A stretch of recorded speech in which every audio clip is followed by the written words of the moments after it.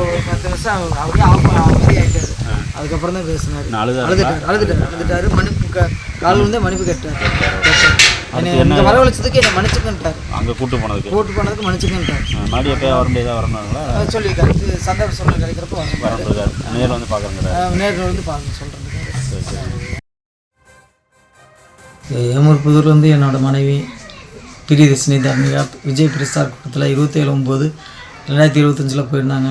பிரச்சார கூட்டத்தில் சிக்கி எங்கள் 2 பேர் இறந்துட்டாங்க.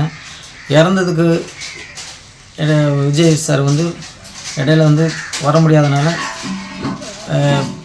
சென்னை வர வச்சிருந்தாங்க. அவங்களுக்கு மதிப்பு கொடுத்து நான் போயிருந்தேன். போனப்போ அங்கே இந்த அதாவது அவனால் ஒன்றும் சொல்ல முடியல, எங்களாலும் ஒன்றும் சொல்ல முடியல. பார்த்தோன்னே அழுதுட்டார். சொல்ல முடியாது. அவர் ரொம்ப அழுதுட்டு எங்கள் மன்னிப்பு கேட்டார். எங்களால் அங்கே சுச்சுவேஷன் வர முடியல, வேறு சுச்சுவேஷன், அந்த சுச்சுவேஷன் என்னால் சொல்ல முடியல. அதை எனக்கு வராதனால என்னை மன்னிச்சுக்கங்க, அதனால தான் உங்களை வரவழைச்சேன் அப்படின்ட்டு ஒரு எங்களோட மனைவி மகளும் ஃபோட்டோ கொடுத்து காமிச்சோடனே ரொம்ப அழுதுட்டார். அவரே அழுதுட்டார். நாங்கள் எங்கள் குடும்பம் எல்லாமே அழுதுட்டோம். ஏகப்பட்ட ப்ரெஷருக்கு மத்தியில் தான் போனோம். ரொம்ப ஆறுதல் தெரிச்சுட்டு கூடயே இருப்பேன். என்ன வேணும்னு கேளுங்க, நான் எல்லாம் செய்கிறேன். உங்களுக்கு இன்சூரன்ஸ்லேருந்து எல்லாமே போட்டிருக்கேன். அதனால் வந்து என் குடும்பத்தில் ஒருவனா ஏற்றுக்குங்க, என்னை மன்னிச்சிருங்க அப்படின்னு ரொம்ப அவருக்கு நாங்கள் ஆறுதல் தெரிவிச்சு, அதாவது எங்களுக்கு ஆறுதல் தெரிவித்தார்.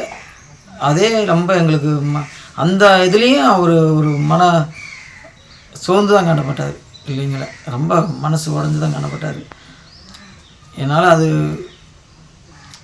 அவர்களும் ஜீரணிக்க முடியல, எங்களாலே முடியல. அவருக்கு ரொம்ப